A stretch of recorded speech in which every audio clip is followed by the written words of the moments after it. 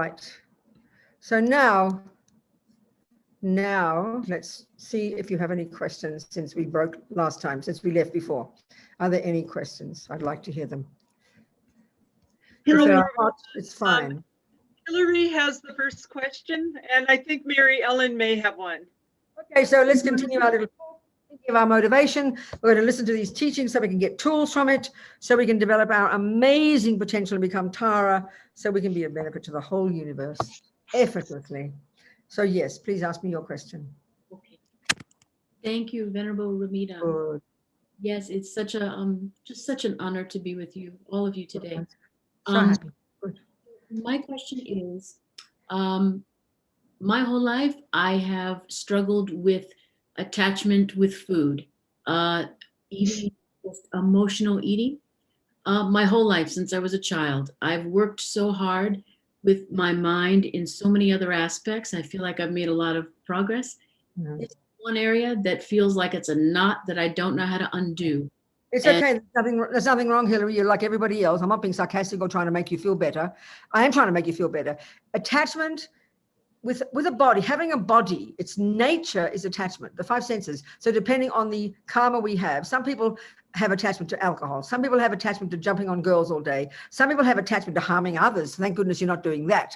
You're not even harming any other person. You just got attachment to food. Well, honey child, it is utterly and completely and totally and ordinarily normal. So don't even worry about it. So this is why attachment is so profoundly deep. And there are certain habits we have that are strong. So you can be glad that you're not attached to killing or raping or torturing or stealing or lying. And I'm not joking here, but we don't tend to sort of look at the bright side. But attachment to food is the obvious one because we have a body. You can't get a closer attachment than there is, to the actual feeding the body. And you call it emotional eating. That's how we talk in the West, but we don't understand it with my excuse me saying it, but basically attachment is simply, of course, whenever something happens, that's what you see. Attachment and aversion are very linked. So we're spending our lives at a much deeper level. There's attachment to get what we want, attachment to feel good, attachment to get the nice sounds, attachment to have people approve of us. So they're all there as well, running the show, Hillary.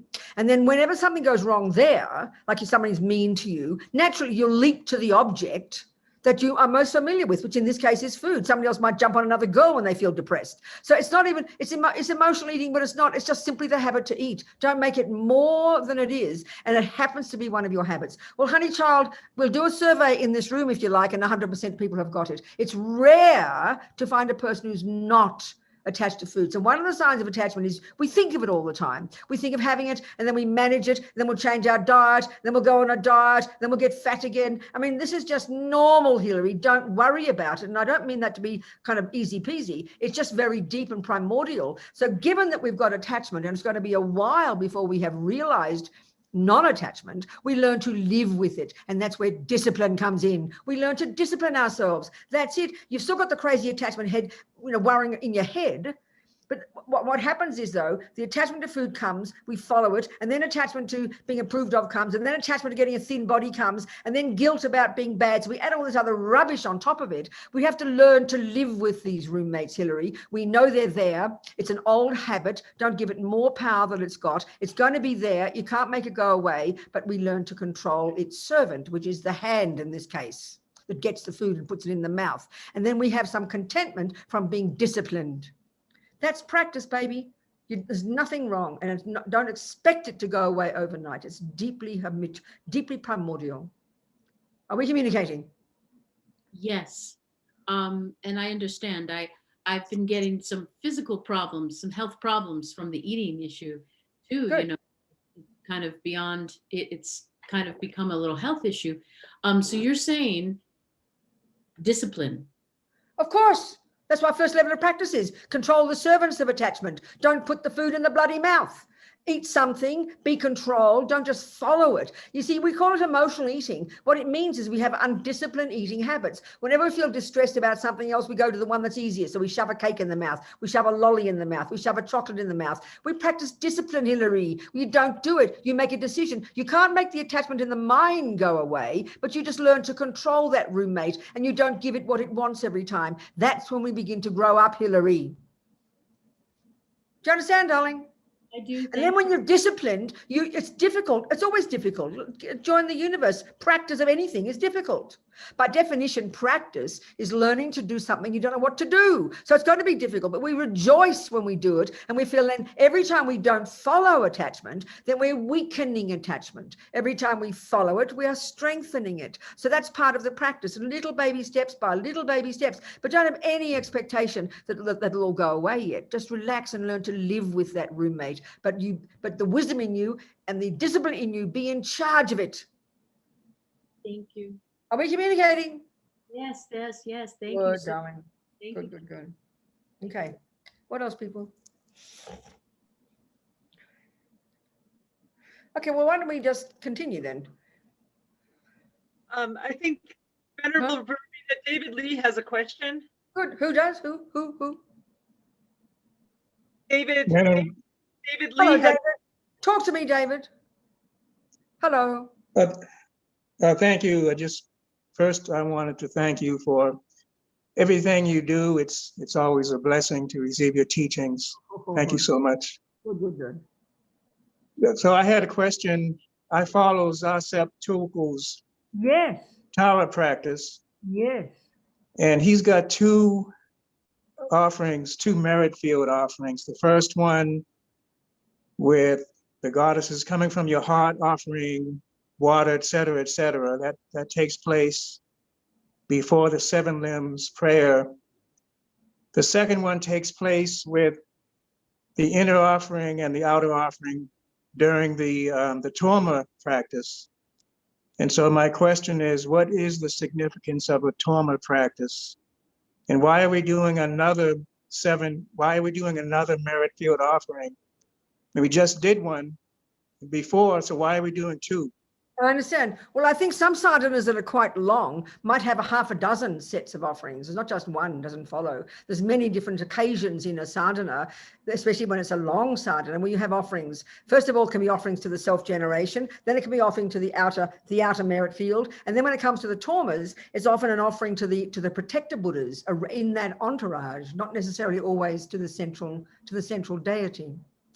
And the torma offering is a particular kind of offering, and often it's offered to protector Buddhas in relation to the deity, but not necessarily the deity. But it doesn't follow. It could also be to Tara. There's many offerings, and sometimes very long sadhanas have many, many sets of offerings. David, is the best I can say.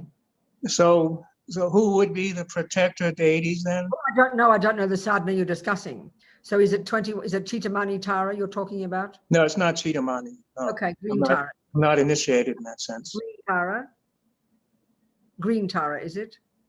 Yes, it's a green Tara practice. Maybe it's just a Torma offering to Tara. I just don't know. I mean, but Torma offering is a particular kind of offering. That's all I can tell you. It's a particular, there are different kinds of offerings. There are the offerings to the five senses of the goddesses, the 8 sense offerings. There are the Torma offerings, there's Tsog offerings, there's inner offering, outer offerings, secret offerings, suchness offering. There's many kinds, David. And we need educating in all of these. If we study it more deeply, we'll learn about those.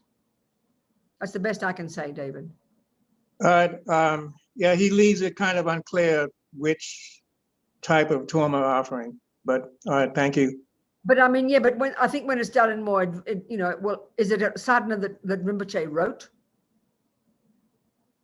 Yes. Yes, it is. Yes. Well, then he would probably keep it simple. If it's one that you're doing without empowerment, it would be a simple version. So he mightn't explain it too much. I don't know what more to say, Okay. David. Best. Sorry. And, just one last thing. He seems to be awfully fond of Australia. Say it again. What? He seems to be awfully fond of Australia. No, I first met Rinpoche in 1977 in Australia when he was teaching with Loden Rinpoche in Chen Reisig Institute in Australia. I met Rinpoche then first, 1977. So you say hello to him. If you ever see him, you say hello from Robina. Okay, will do. Thank you. Anybody else have a question before we continue? Okay, so I think what I'm trying to... I do. Who It's is it? Shale. It's Shale. Good, darling, talk to me. So my question is, like Hillary was saying, if we find that we have you know, a certain strong attachment to something, and we're trying to work with it. Is it helpful to do the like a purification practice, or like at the end of our day, like if we had a day that, you know, or we got angry, or, you know, we said something we shouldn't have said, can we at the end of the day purify ourselves to purify like what outburst that came out of our mouth? Or Purification practice, the 4 opponent powers, is part of a daily practice. Absolutely. Lama Zopa says we're insane not to do it every day. It's part of a proper daily practice. You'd include the 4 opponent powers at the end of the day. Yes, Sheila, you would. when you mean the 4 opponent powers, is it like what you talked about? You can have regret. It's the name of the purification practice. Have you obviously heard it before? So you said the first one is regret. It's a practice. You go through these 4 steps. First, you regret the things you've done because you're sick of suffering. Then you rely on the Buddha and have compassion for those you've harmed. Then you do a little practice visualizing and saying a mantra, and then you make a decision to change. 4 steps. It's very practical psychologically. Is that the Vajrasattva mantra you can say? That's it. But it's part of the whole practice. Yes. And then you imagine Lama Vajrasattva above your head, and then like, okay. Exactly. That's the one. Thank Every you. day. Lama Zopa says we're insane not to do it every day. Oh, okay. Not just when you feel like, oh, you kind of overreacted a little too much and you got angry. Exactly. Even if you're in samsara and you have attachment and aversion and delusions, every second of the day, we are creating karma of one kind or other. So it's like we have to, you know, the nature of karma is like seeds in the ground. You don't just water the seed when you see it pop up. You've got to water it and nurture the garden every single day, because every second of the day, this dynamic process of seeds are growing all the time. You must do it every day. Thank you. It's the process of developing your mind. Thank you so much. Thank you.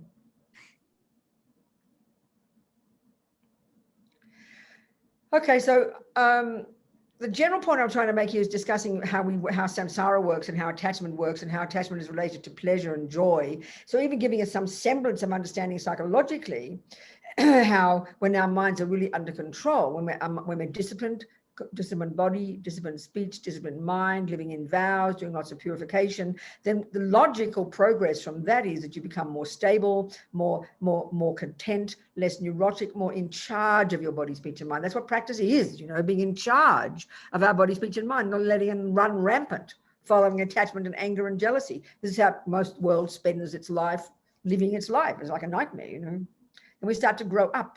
So then we move to the compassion wing, where we allow to cultivate compassion for others. So now attachment's getting less and less powerful because our compassion is growing. And by the time we get to the Vajrayana, we're really in charge. I mean, even just relatively, we're really in charge of our body, speech, and mind, and we can start to use these techniques. But really, I think I just want to talk about, again, like carrying on from last night, talking about these different Buddhas. And I think that's the main thing, to try and understand psychologically what they refer to, what they mean. These Buddhas. I mean, we, you know, because as I said last night, I guess especially it's very confusing for us. If we've been brought up as a Christian, if we've been brought up as a Jew, it's really peculiar having all these deities. I mean, it's like superstition, you know, it's unbelievable. It's shocking for us. Muslims the same, I think. So it's learning to understand that they're just basically all these Buddhas in Tantra and the Bodhisattva aspect are literally manifestations of different psychological qualities that we either want to cultivate, such as love, wisdom, compassion, or we want to purify. So Tara, in this case, Tara is a very popular practice among the Tibetans. You can do it without having received an empowerment.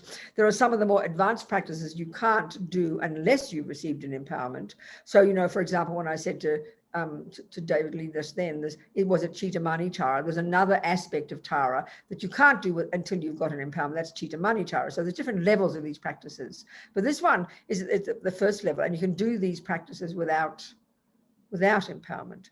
And so what's the benefit of them? You know, what's the benefit of them? Well, I know that when I first, you know, when you listen to the Lam Rim and you study all the things and you learn to live in vows and you control your body, you control your speech, you control your mind, it's very hard work. you've got your hands in your own rubbish. It's difficult. You're watching yourself, you're controlling, you're purifying like crazy. So it's sort of like we need to break a little bit. And I know when Lama Yeshe was around and then he would teach these approaches, you always felt like more relieved. Somehow it felt more optimistic. So basically the way to put about Tantra and these deities, the way you practice and how you bring them into your life psychologically, they're really like, it's like, the first part of practice is pulling out all the weeds and watching things like a hawk. And this part of practice is kind of activating the positive parts of us. The first part is getting rid of the negative parts of us. It's hard work. This part is activating the positive. So it can be very uplifting. I mean, even just doing the simplest practice, using Chenrezig, using Tara, any of these Buddhas, it's very uplifting. Because as I said, the Lamas talk about these practices quite literally as bringing the end result into the future. You're imagining Tara, the perfection in the form of a Buddha, your totally perfected mind, and there's Tara on the outside, but you're imagining it's like your potential. It's like a mirror image of your potential. And by doing the practice, and we'll do it again today before we finish, I'll lead you like we did last night, just do a short version. And there's variations of these practices, but I'll just do it in a simple way. Basically, it's a practice of becoming Tara. And again, if we understand the way the mind works, karmically, everything we think and do and say, none of it goes astray. This is a really powerful point to understand from the Buddhist perspective. This is not how we think in our culture. We think, oh, I can think what I like as long as no one knows. It doesn't matter. We don't really give power to our mind, not when it comes to happiness and suffering, and not when it comes to emotions, So imagining your future result, imagining your potential, it's very beneficial for our minds. So then, of course, you've got to get used to this idea of this green looking lady, what she got to do with my potential. But like I said, when we understand what she represents, we buy into that meaning. And you don't know it intrinsically. I mean, you see this picture of Tara or statue, you just see a nice lady, you don't know what she means. So we have to learn the meaning. So like I said, there's 3 essential qualities of an enlightened being.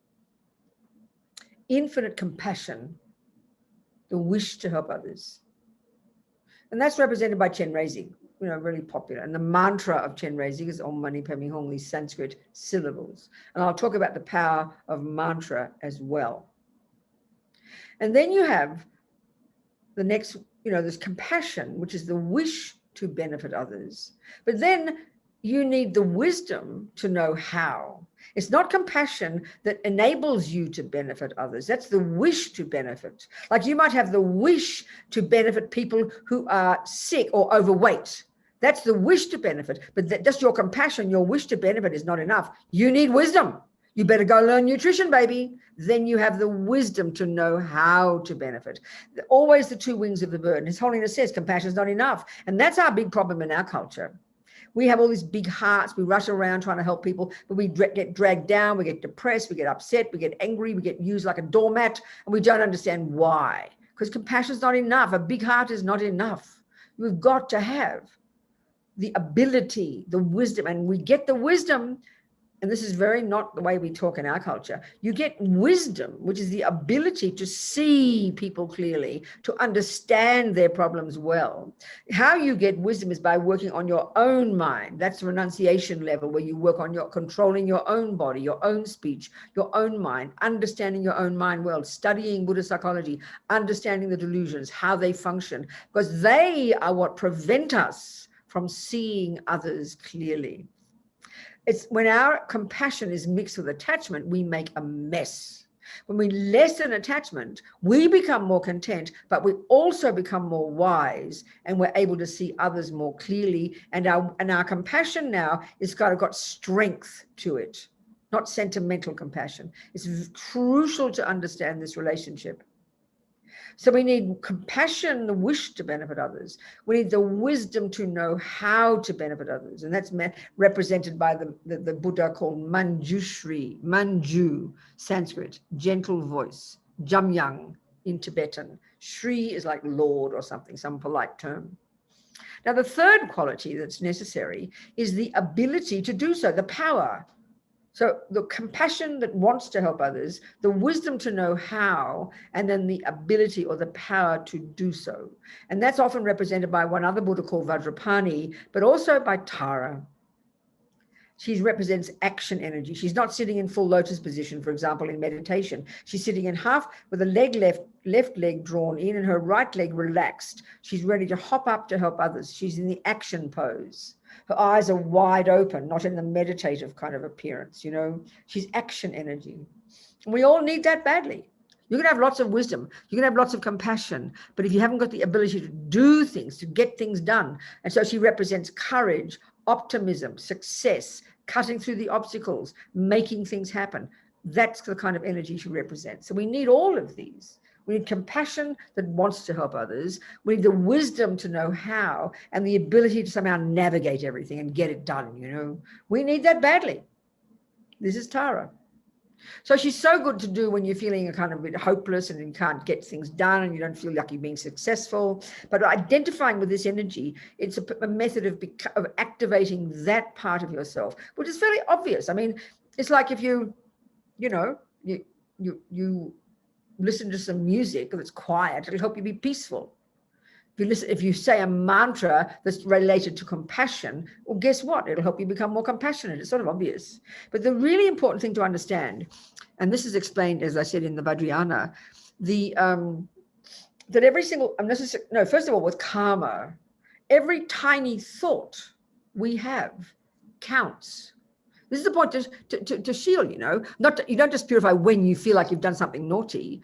Given the way we are constructed, given the way samsara is developed every second, given the way that we're driven by attachment and ego grasping is all there, every millisecond of the day, we are creating complete sets of the 12 links of dependent arising. One day we're creating countless future lives. So we've got to get it. We need some serious weeding methods, you know. We've got to put atomic bombs under negative karma every single day, because every single day we're creating karma, every second. It's just the way it is. We don't know that until we learn it. It's a very precise presentation, you know.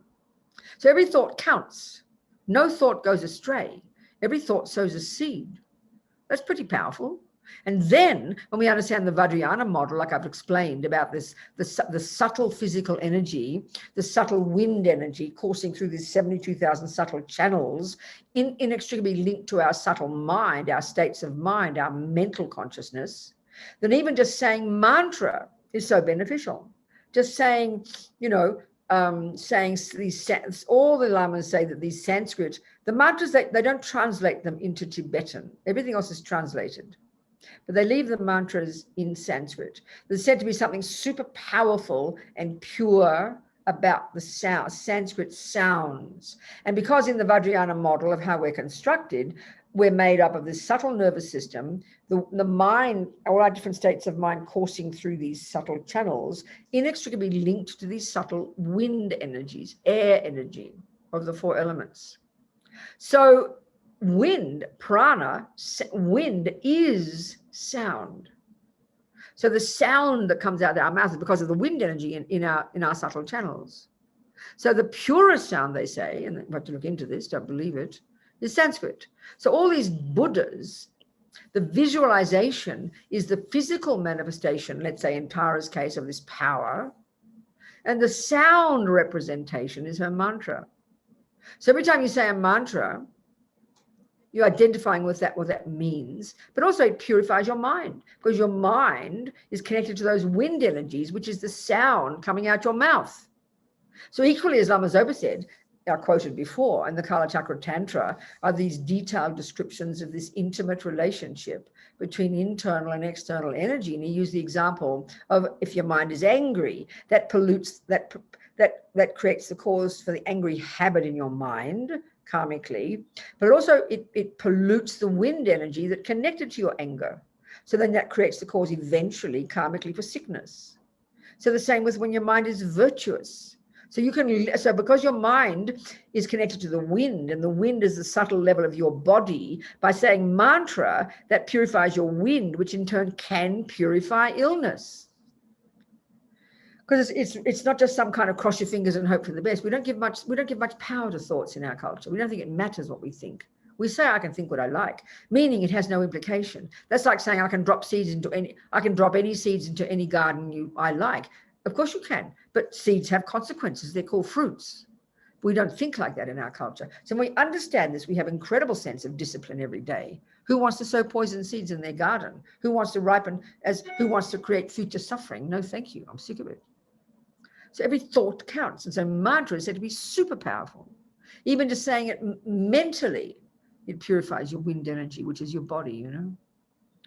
So it's all got great meaning. So it's a great tool to have in our practice toolkit, you know, these different mantras.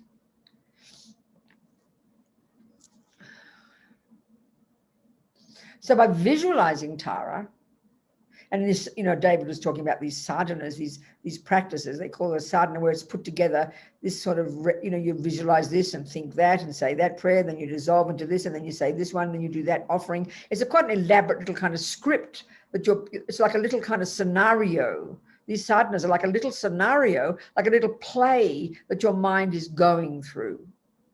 First you visualize Tara here, then you offer this, and then you do that, and then you request this, and then you dissolve it into you, and then you visualize this, and then you do that, and then you say the mantra, and then you visualize this, and then you make offerings of this. It's a very elaborate little play, a little script that one goes through, you know, visualizing, imagining, and because every thought counts. What you're doing is you're connecting yourself with that particular Buddha. You're connecting yourself with those qualities, you know.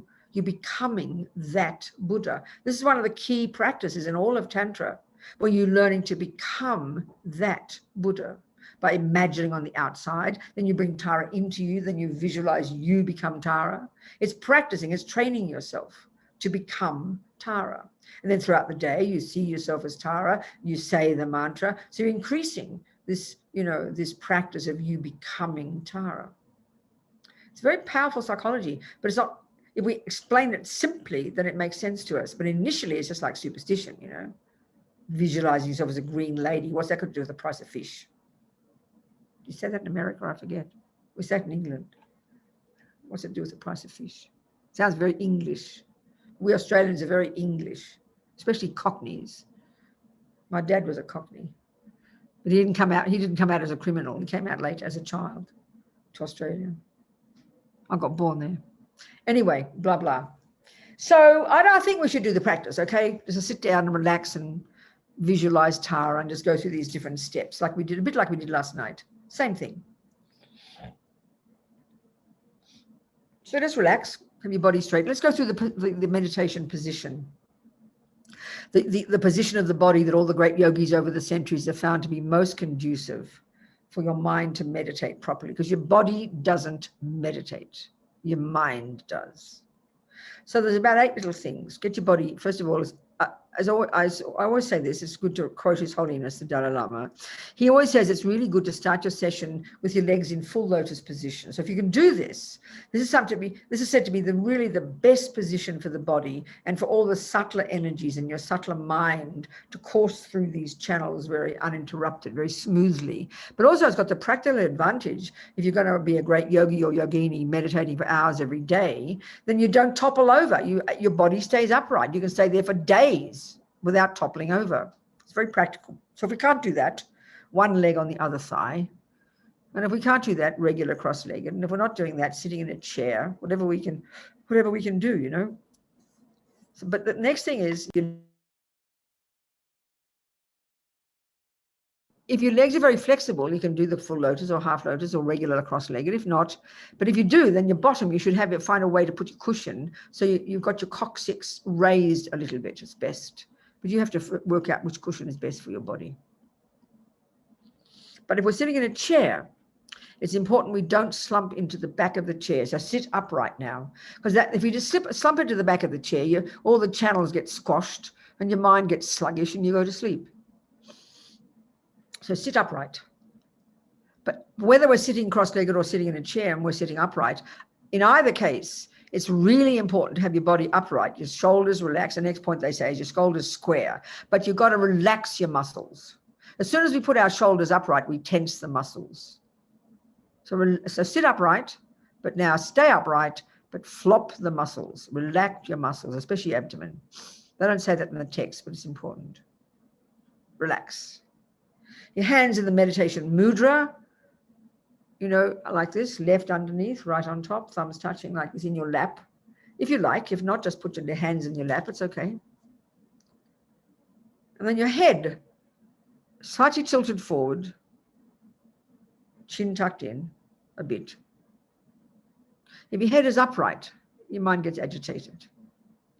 Slightly tilted forward. Your jaw relaxed. Tip of the tongue behind the top teeth. This stops the yogis. It's all practical. There's nothing weird about this. Is weird initially, but as they found that it stops you from dribbling if you're meditating for hours on end. It's very practical. Or stopping you from having to swallow the spit all the time.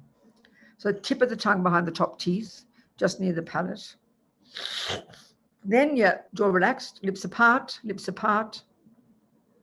and your eyes finally looking down, as if you're looking along your nose towards the ground. So all the great meditators are able to have their eyes open because their mind has become very subtle and they don't get distracted by the visual objects. But having the eyes open helps the light come in if they're meditating in the day, keeps the mind sharp. But most of us will get distracted probably, so keep your eyes lightly closed and your eyes looking down as if you're looking along your nose towards the ground. So let's check the position, your legs, your bottom, your hands, your back, shoulders, head, jaw, tongue, lips, eyes. Settle into it and then forget about your body, okay? Because your body doesn't meditate. So now,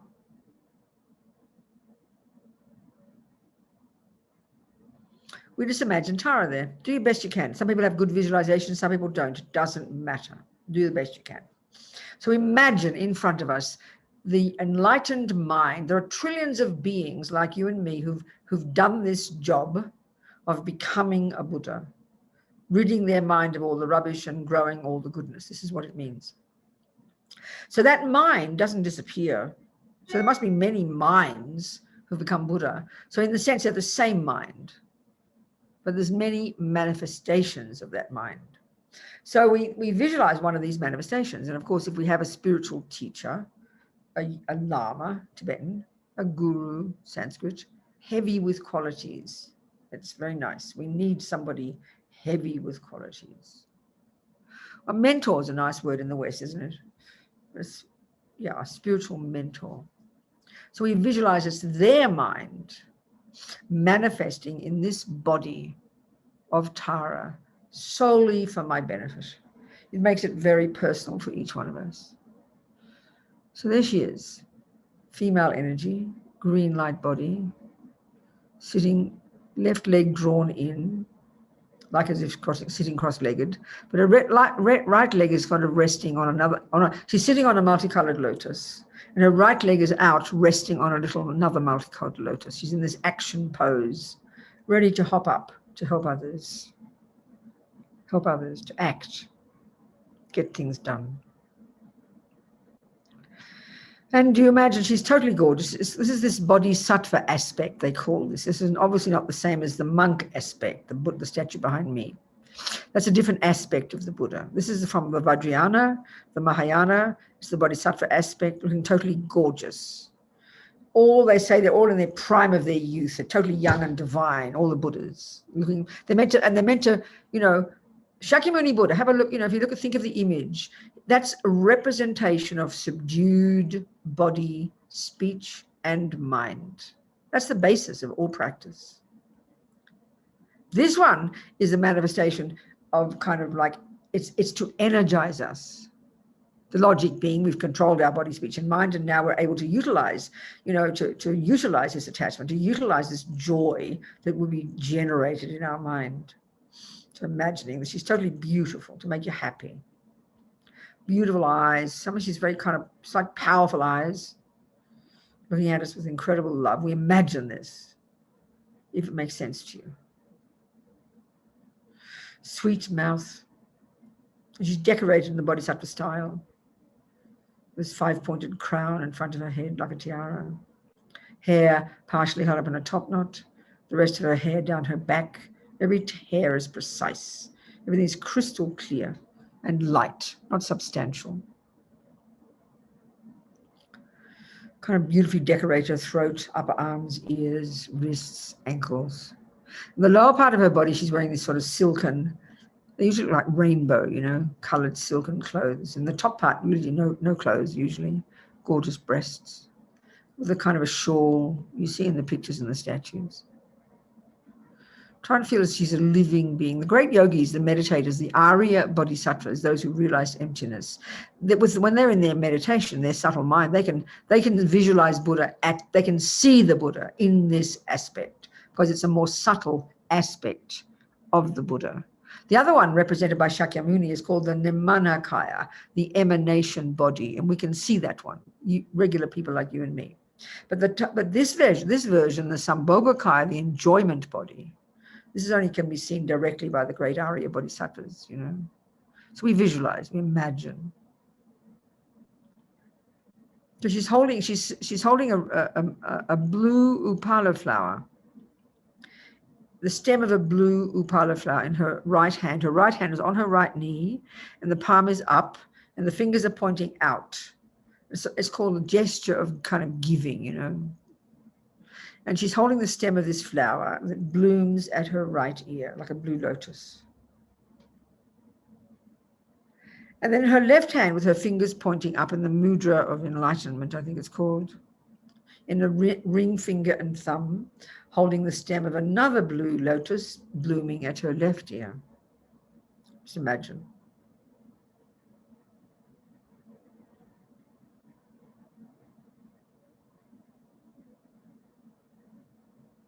So now we think of it also, it's sort of like you go to tennis and there's Federer or Serena, and they are a mirror image of exactly what you want to become, aren't they? They're out there, but you want to internalize their stuff to the point that you become your Federer, you become your Serena. It's a good example. So they're like they're a walking example of exactly what you want to become, can become. Think of Tara like that. She's showing you exactly your potential.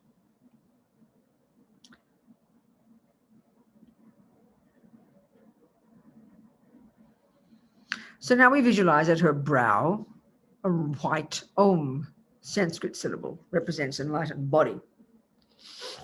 At her throat a red Ah. And at her heart a blue Hung, enlightened body, speech, and mind. So because we create karma with body, speech, and mind, we have various practices that we purify body, speech, and mind. You know, makes sense.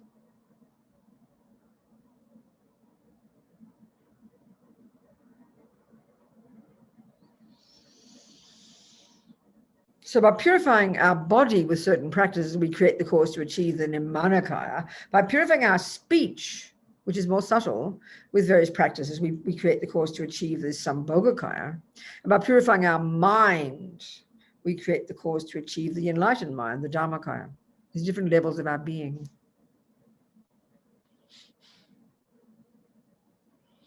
So now you imagine, now we've set up this visualization, we kind of imagine it's kind of not quite real yet. It's our visualization. So now we imagine from the blue Hung at Tara's heart, beams go out all the 10 directions and hook the energy of all the actual Taras. And all this energy comes back and absorbs back into the Hung at Lama Tara's heart. And she now becomes super radiant. And now she's the embodiment of every Tara in the universe. Radiant, blissful, full of life.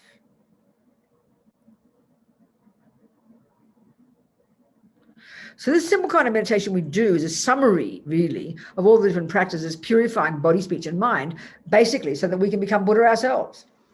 So we first purify the body. So we imagine she sends radiant beams of white light from the Om at her brow. And that enters into us. And we imagine that it completely annihilates, first of all, the pain and suffering of these poor bodies of ours. And then all the karma we've ever created, all the actions we've ever done, this life and since beginning this time, with our bodies to harm sentient beings.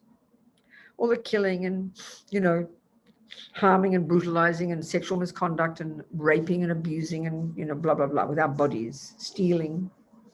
All of this karmic seeds in our mind, totally eradicated, purified. Imagine how delightful. This blissful white light eradicating all of this. full of this blissful white light. Just imagine it. Purifying all the rubbish of our bodies.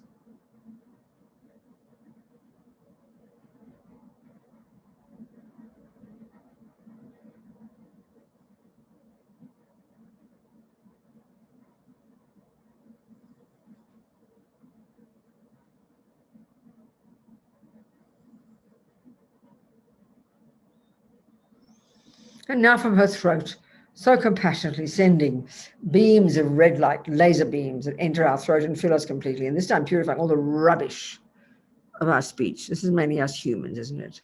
Since beginning this time, all the nonsense that comes out of our mouths. You know, the lying, the speculating, the harsh speech, the rabbiting on about nothing speech, the bad mouthing behind back speech, the, abuse, all of this we do with our speech. Purifying all of it and all the karmic seeds, all the harm we've done since beginning this time with our speech. Totally eradicated, full of this blissful red light.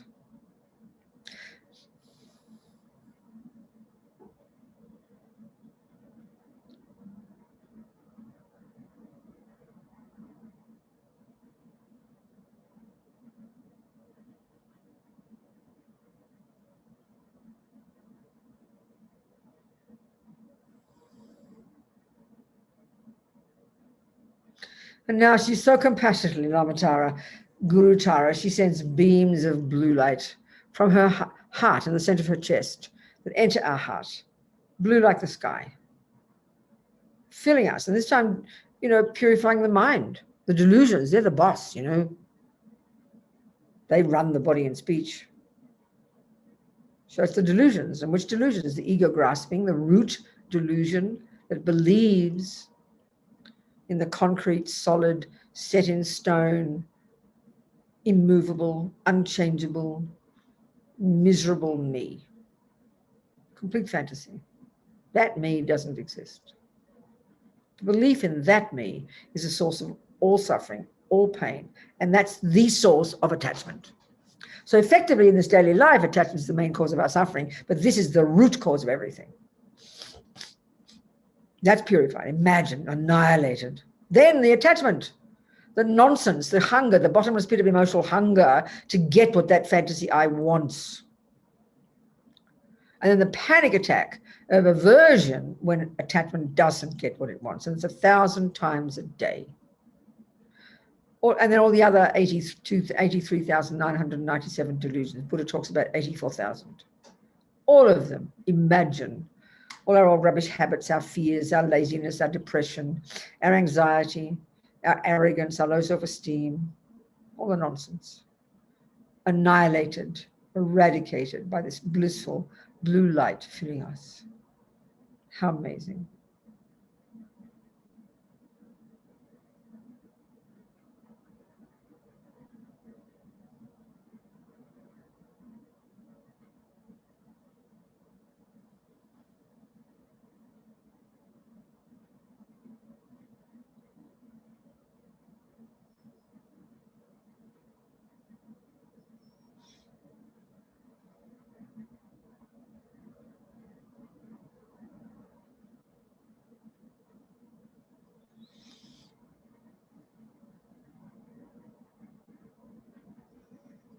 So now Lamatara again sends the white light from her brow. And this time, all the nonsense of the body of God has gone. So now we are now full of our potential. So our potential, first of all, with just this body, imagine this, that with this body, there's not a possibility that we would ever harm a sentient being. Imagine only benefiting others with our body. Whoever sees us, touches us, tastes us, they get benefited. How incredible. But not just that. When we're fully developed as Tara, when we're fully developed as a Buddha, fully developed, we have the effortless ability to manifest our mind in countless bodies. We're able to do this. We can manipulate the four elements of the universe and do what we'd like, to manifest bodies to benefit sentient beings. That's what Buddhists do. It's their job. Imagine this, full of this blissful white light, this amazing potential.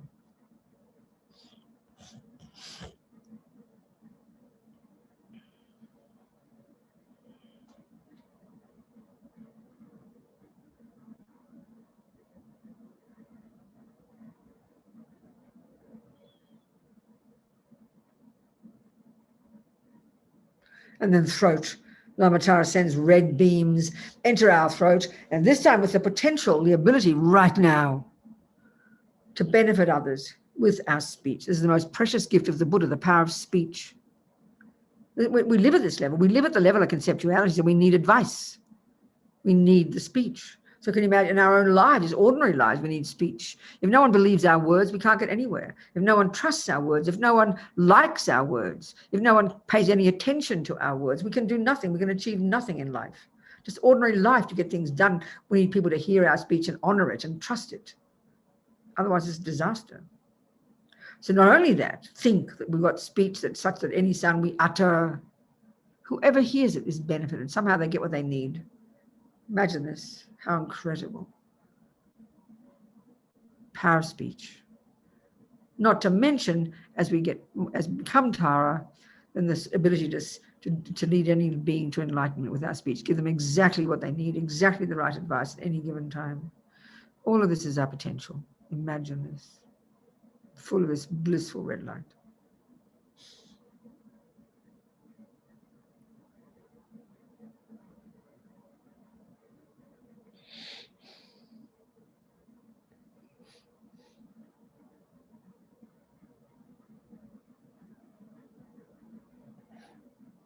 And now Lama Tara sends from her heart the blue light, and this time manifesting our virtues and goodness and wisdom. This is our true nature.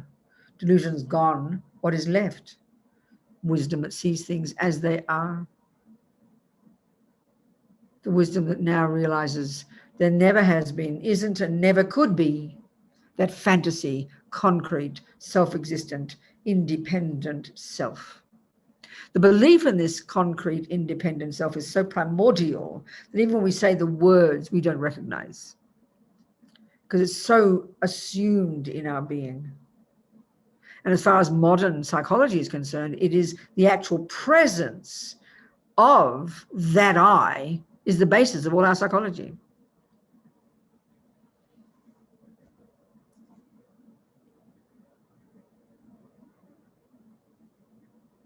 So that's eliminated.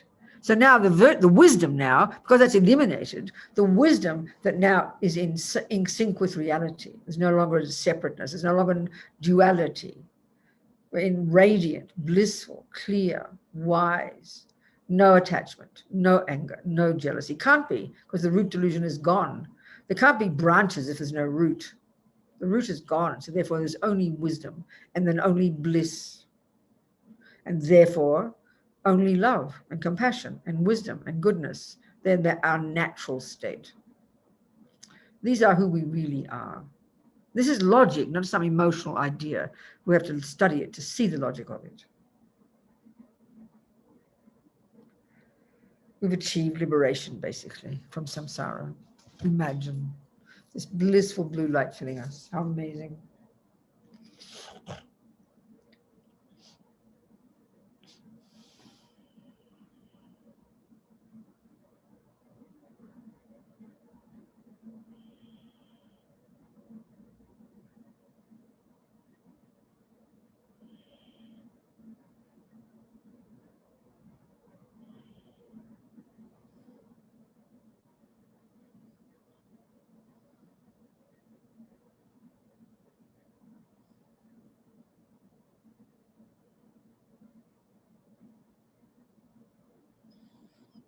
And now Lama Tara sends all these three together.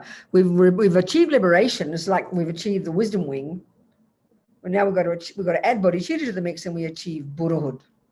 So we remove even the subtlest imprints, even the smell of delusions. They now disappear. These are they're referred to as the obstacles to omniscience.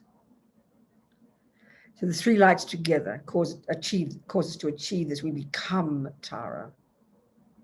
So the white to the brow, from the white Om, red from the red Ah to the throat, blue light from the blue Hung at the heart, entering our three places, removing even these subtlest imprints. And we become Tara, we become omniscient. Two wings perfected, infinite wisdom, infinite compassion, perfected. Our true nature. Imagine this.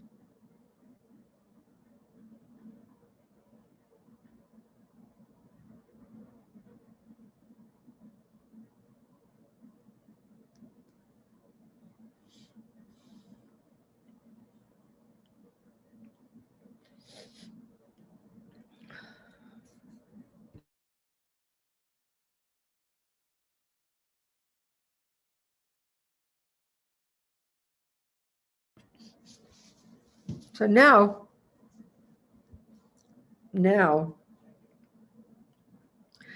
we imagine Tara coming and sitting above our crown, every one of us.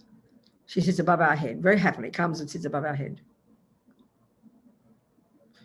Actually, the lotuses, you can imagine them dissolving into her body first. Then she comes and sits above our head, facing the same way as us.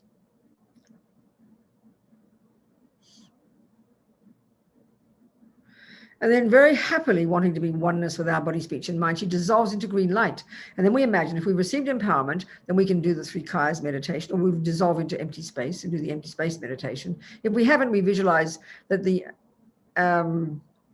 dissolve into empty space. But if you haven't done empowerment, then you visualize the body, the energy of the body, speech, and mind of Tara, and the body and speech and mind of your Lama merge with your body, speech, mind. They become the same. No difference.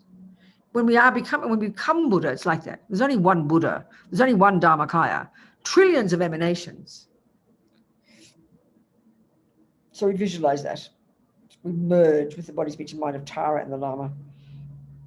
And then for just a couple of minutes, if you know the meditation, if you've had an empowerment, you do the space-like meditation. If not, you just visualize, you kind of expand to fill the universe. Totally radiant, totally blissful, totally clear. No thoughts. One time Lama would say sometimes 0. Just bliss out, space out, as big as the universe. No thoughts.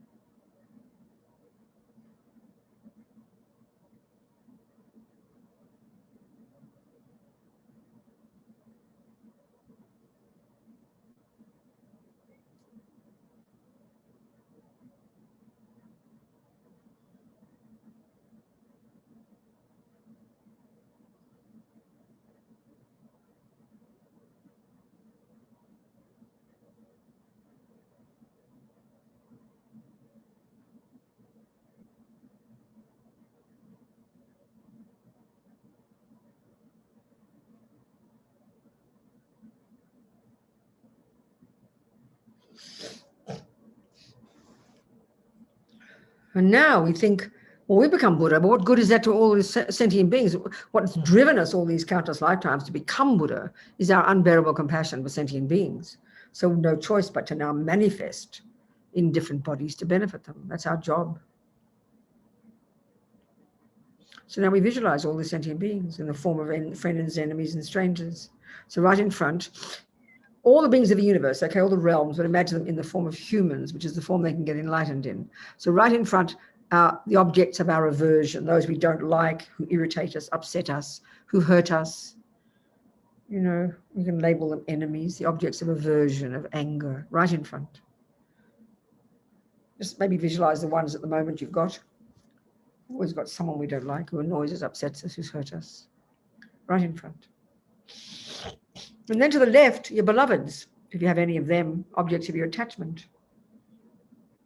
Your beloveds, to the left, objects of your attachment.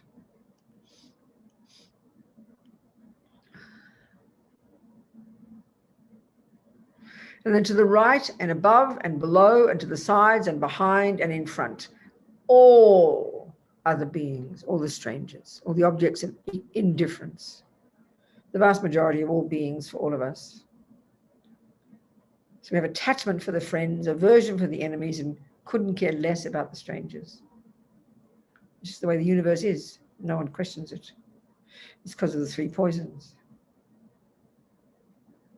So we think they all want to be happy just the same as each other. And they're exactly the same as me in wanting to be happy. There's not a fraction of difference. And the same, they only want to be free of suffering, just like me, just like each other. No difference.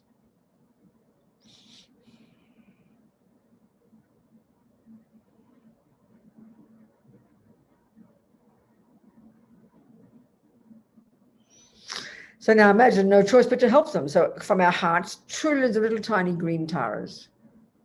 First of all, entering into the hearts of your objects of aversion, your enemies. Entering into them. First of all, consciously think of them. These mean people, ones you can't stand. Think this first one, Tara goes in, all the green taras go into their hearts and take away all their suffering, that you relieve them of their suffering. How amazing. That's called practicing compassion. You relieve them of their suffering. You imagine them completely free of their suffering and their crazy delusions, which causes them to harm others. Totally free of suffering, can you imagine? And now imagine the taras going in and giving them everything they need, just in this life, whatever they need. Food, happy, relaxed bodies, happiness, things they need, friends, support, money, houses, food, everything they need. That's giving love. That's giving happiness is may you be happy. That's giving, that's love. May you not suffer, that's compassion. We do both of these. We give them happiness. We take away their suffering. And now all the friends, that's easy. And all the strangers. Tara's entering into all their hearts, taking away all their pain, all the suffering of all the realms of existence, all the pain and suffering, all the anguish, giving them everything they need to be happy, have a happy life. Want to do this.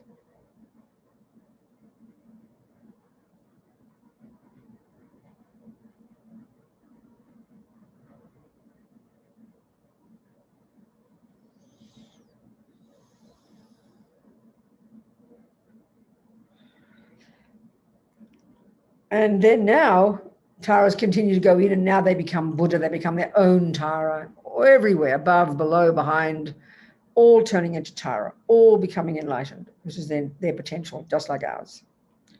Billions of them, trillions of them turning into Tara, green Taras.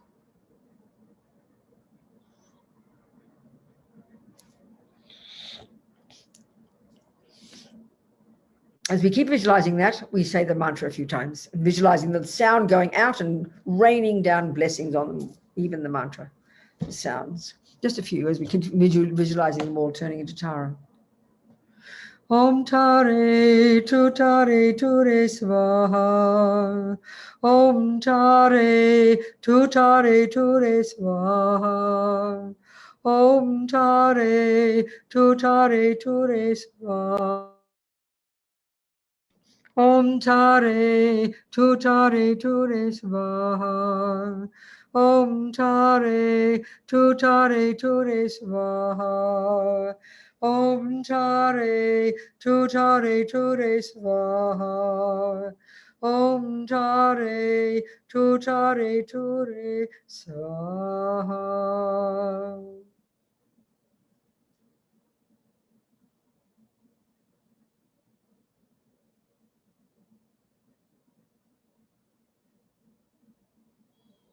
So all these trillions of transformed beings, these taras, all now dissolve from all the directions.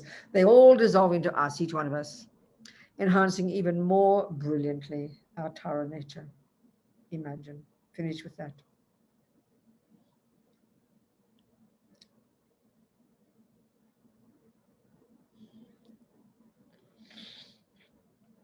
Okay, relax now.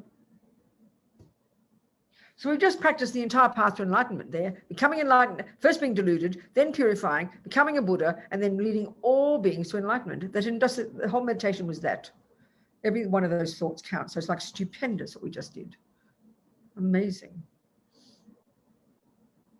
What else, people? Ask some questions now, if you'd like. No questions from that? Does it make sense? Can you see the logic of it? Because if every thought counts, and even just having a positive thought, we should be so happy. Just having a positive thought, that's amazing, sowing a seed of virtue in your mind. How fantastic. Venerable. Yes, darling. It's Sheil. My question is, do we do this when it's under your guidance, or you do these practices when you've received? Eventually, you take this practice, you do them yourselves. It's your daily practice. I'm just guiding you now to show you how to do it. There's these practices, you can do them yourself. That's part of our day. We do a daily practice like this. We do all the different Buddhas. Some people, we have an empowerment in different practices and we do them every day. This is what a daily practice looks like for Tibetan Buddhists. This is just one. I understand. And so do we, when do we do the Vajrasattva versus the Tara practice? Do them both. At the end of the day, darling, it's a traditional way to do it at the end of the day. I mean, all the practices, Sheel. Yes. Are you listening? Yes. Good. All the practices are variations of the same thing. You're purifying and you're creating virtue. They're all variations of that. But you're making, by doing different practices, you're making a different connection with different energies in order to develop different things in yourself. It's like doing a backhand and a forehand, all kinds of, so you just do each of these, all represent some different things. Vajrasattva is a particular practice related to purification, although all of them have that aspect. There's just different techniques that have been developed over the centuries, that's all. Do you understand, dear? Yeah, so should I do this at the end of the beginning of, I do this at the end of the day, and then when do I do Vajrasattva? Like it, but typically it's good to have some morning practice and some evening practice. It's good for us to have a discipline. It's good to have a structure. We're all creatures of habit. It helps us to have a structure. So you'd choose the practices you like, you do something in the morning, and then you'd finish the day with the purification. That would be an excellent day's practice. And throughout the day, you watch your body, speech, and mind like a hawk. That's the day's practice, babe. Thank you so much, Venerable. Good. What else, people? David Lee has a question. David, would you like me? I'll just read it. He put it in chat. Okay. How does this practice differ from Tonglen?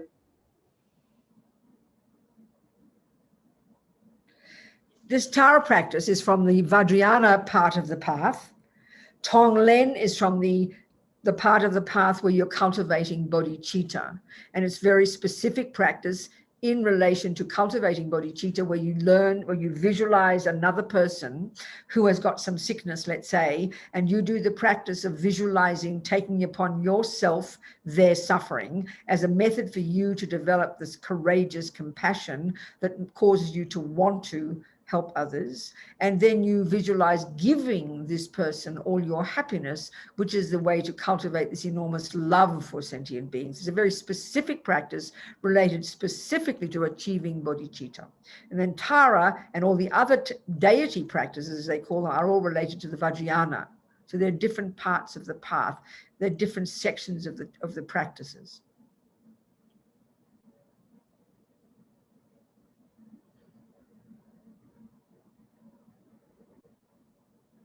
What else, Mary?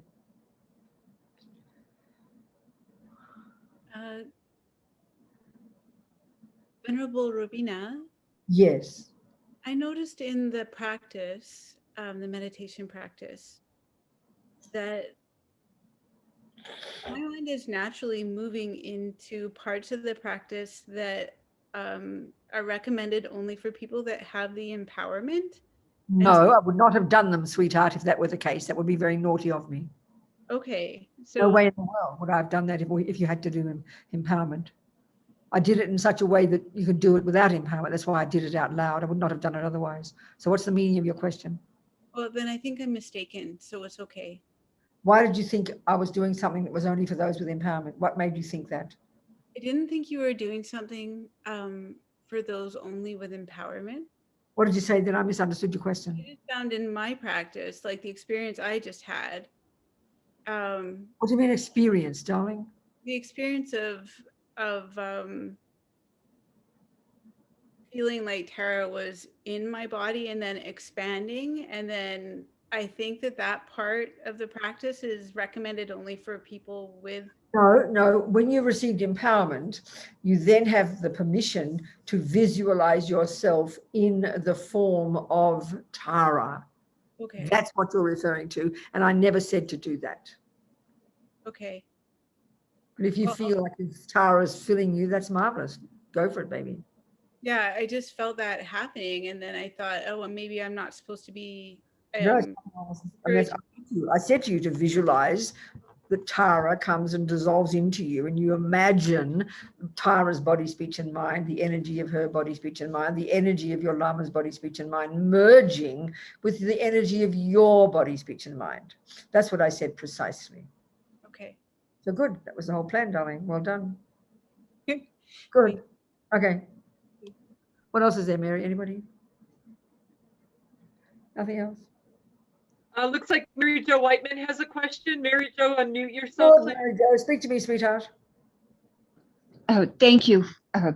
Yes, and this is a question actually, and maybe also for Mary Camille. Will this be recorded and available so that we can follow along until it gets more in our brain, this practice of Tara that we just did? Mary, you answer that, please. Yes, I'll repost it in chat. A few minutes ago, I posted in chat the TNL YouTube link.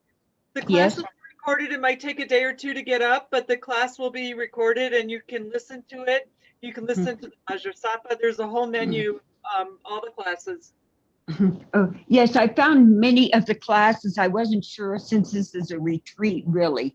But thank you. That I think will help me a lot to be able to hear again. You know, I think that would be a big help. Thank you. It's you know, it's not so simple. It's rather complex, really. Yeah. That's good, Mary Jo. Yes, good. Yeah. What else there? Yeah, host Mary, anything? Yes, Susie, go, darling. Catherine and Susie.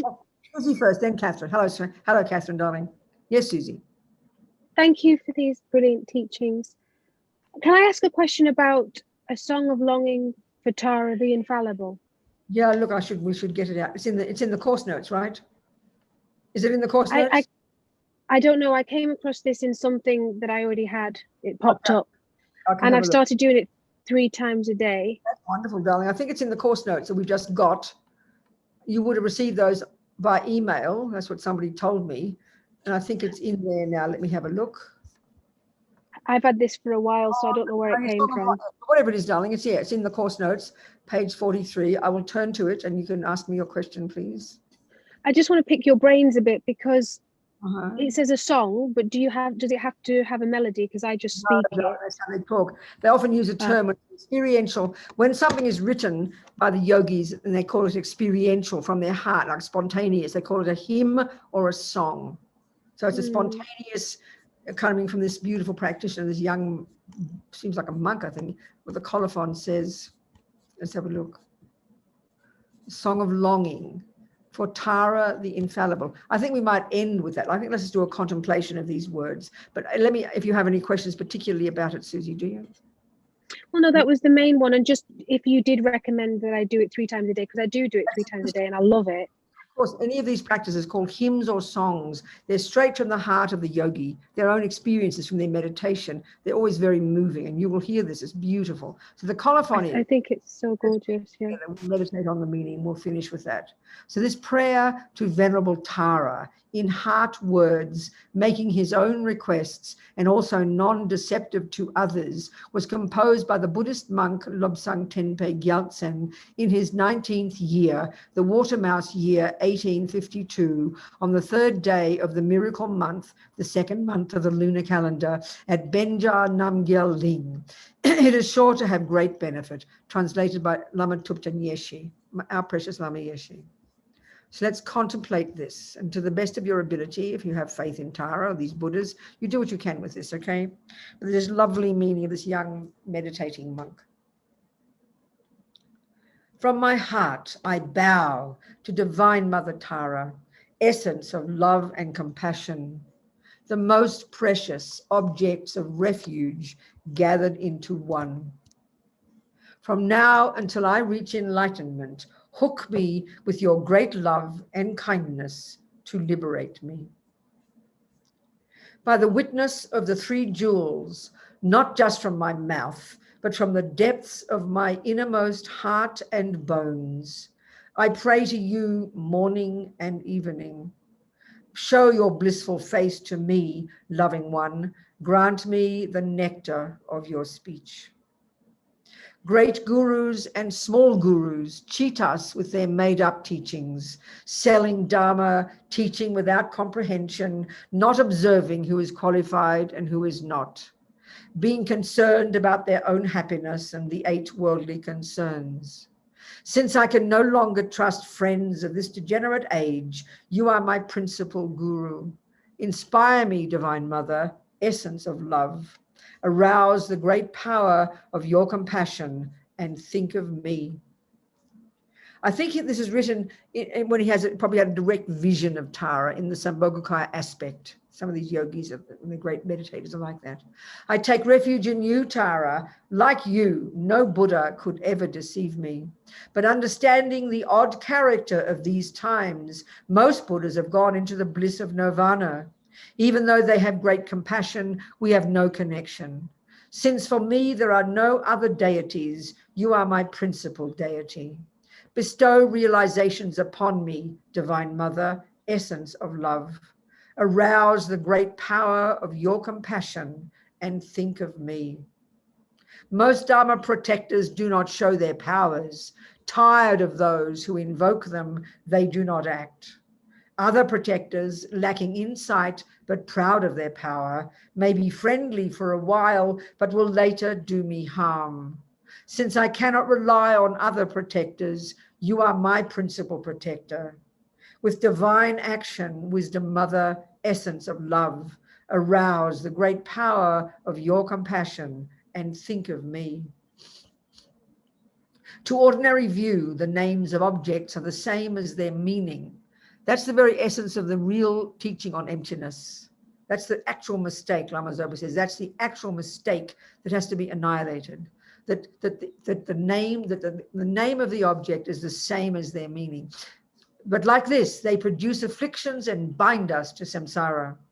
When it is time to die, unless I understand the true nature, could a wish-fulfilling gem enable me to carry even a sesame seed with me? Since I do not trust in illusions, you are my real richness. Please grant my desires, Divine Mother, essence of love. Arouse the great power of your compassion and think of me. I cannot rely on non-virtuous friends for even a day. They pretend to be close to me and all the while have in mind the opposite. They are friends when they wish it and enemies when they don't. Since I cannot trust in this kind of friend, you are my best friend. Be close to me, Divine Mother, essence of love. Arouse the great power of your compassion and think of me. You are my guru, my yidam, my protector, my refuge, my food, my clothes, my possessions, and my friend. Since your divine quality is everything to me, let me spontaneously achieve all that I wish. Although I'm overwhelmed by my habitual uncontrolled mind, please cut these self-centered thoughts so I will be able to give my body and my life millions of times without difficulty to each sentient being. Inspire me to be able to develop this kind of compassion to benefit all. Empower me to cut the root of samsara, self-grasping, and to understand the pure doctrine, the most difficult middle way, free from the errors of extremes.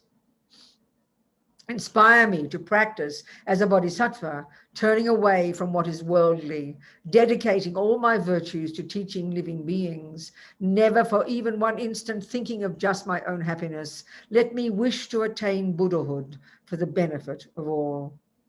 Empower me to actualize as much as possible the most subtle vows and to keep them without a careless mind, thus becoming the most perfect bodhisattva.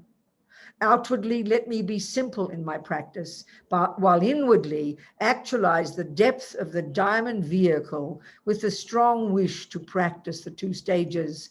Inspire me to attain enlightenment quickly for the benefit of all. Divine Wisdom Mother Tara, you know everything about my life, my ups and downs, my good and bad. Think lovingly of me, my only mother. I give myself and all who trust in me to you, Divine Wisdom Mother Tara. Being completely open to you, let us be born in the highest pure land. Set me there quickly with no births in between. May the hook of your compassion and your skillful means transform my mind into Dharma and transform the minds of all beings, whoever they are. They have all been my mother, the mother of one unable to follow the conqueror's teachings. By reciting this prayer 3 times a day and by remembering Divine Wisdom Mother Tara, may I and all beings who are connected to me reach whatever pure land we wish. May the 3 jewels and especially the Divine Wisdom Mother, whose essence is compassion, hold me dear until I reach enlightenment. May I quickly conquer the 4 negative forces. And then there's a note. If as long as you live, you recite this prayer 3 times every day, not just from the mouth in words only, but strongly linked with your mind, you will have close connection and will see Tara's face. No hindrances will be experienced and all wishes will be fulfilled. You will have a close relationship with all Buddhas and Bodhisattvas and they will hold you dear. If you recite the homage to the 21 Taras and this prayer, you will attain the divine liberating mother. Good, Susie. Thank you for reminding us of this. So I think Catherine had something to say. Catherine. Hi.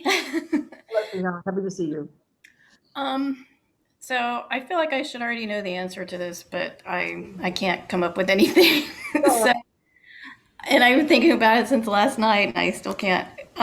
So say I have like a chronic medical condition or terminal disease or something really, serious, and so I want to ask Tara to help me, but I feel like it's too much to expect that, I would just magically get cured or my problem solved or something like that. So then I can't understand what's the point of, so is my expectation wrong, first of all? And then am I expecting too much? And if I'm not, because she does have the power, but if I don't have the karma,